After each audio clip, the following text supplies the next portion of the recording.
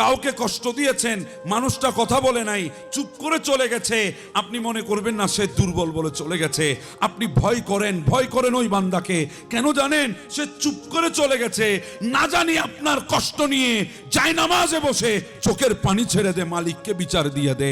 চুপ করে চলে গেছে, না জানি ওই বান্দা গিয়ে রবের দরবারে আপনার বিরুদ্ধে বিচার দিয়ে দে।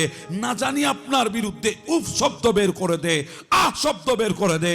কারণ পৃথিবীতে দুইটা শব্দের কোনো ওজন দেওয়া যায় না, একটা উফ শব্দ আর একটা আ শব্দ, যেই শব্দগুলা আমরা মূল্যায়ন করি না। কথা বলেন ঠিক না?